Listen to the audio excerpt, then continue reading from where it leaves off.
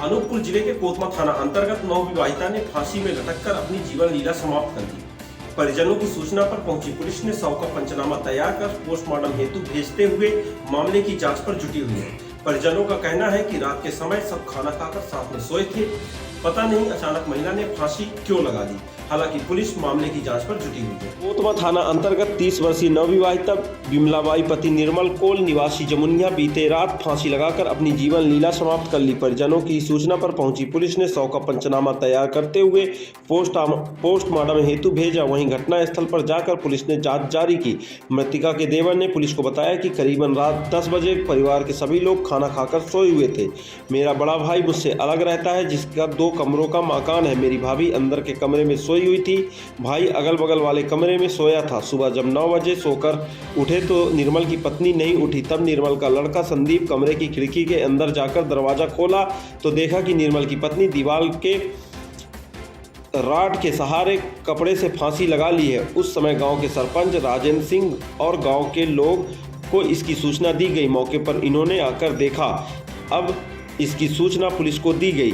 हालांकि पुलिस मामले की जांच में जुटी है कि किन कारणों से नवविवाहिता ने फांसी लगाई। गौरतलब है कि इन दिनों नवविवाहिताओं के द्वारा आत्महत्या के मामले बढ़ते जा रहे हैं। पुलिस के जांच पर कुछ चौंकाने वाले भी आत्महत्या के मामले सामने आए हैं। हाल ही के दिनों कोतमा थाना के वार्ड क्रमांक 14 अंतर्गत नवविवाहिता ने फांसी लगाकर अपनी जीवन लीला समाप्त की थी। पुलिस ने यहां पर जांच पर पाया कि पति के प्रताड़ित करने पर ही नवविवाहिता ने फांसी लगाकर अपनी जीवन लीला समाप्त की थी, जिस पर पुलिस ने आरोपी पति के विरुद्ध 306 का मामला दर्ज करते हुए इसे गिरफ्तार कर जेल भेजा था। अब देखना होगा इस मामले में नवविवाहिता ने किन कारणों से फांसी लगाकर अपनी जीवन लीला समाप्त की है। गौरतलब है कि परिवार में अक्सर कोई न कोई बातें होती रहती हैं, कुछ बातें बढ़ जाती हैं। इसी को लेकर घर की महिलाएं इस प्रकार की कदम उठाती हैं।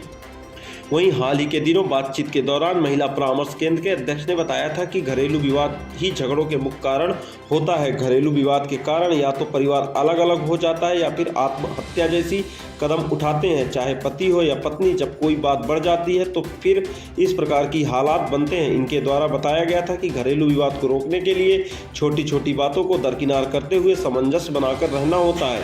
पति पत्नी के बीच भरोसा, एक दूसरे की बात मानने पर ही परिवार चलता है। कई मामले घरेलू विवाद के चक्कर में न्यायालय तक पहुंच जाते हैं। कई बार वर्षों तक न्यायालय के चक्कर यह लोग लगाते हैं। इस बीच छोटे छोटे बच्चों को इनके परवरिश में काफ़ी दिक्कतों का सामना करना होता है। घरेलू विवाद को अगर घर पर ही समझाया जाए तो निश्चित ही आत्महत्या, लड़ाई झगड़ा इस प्रकार की बातें सामने नहीं आएंगी।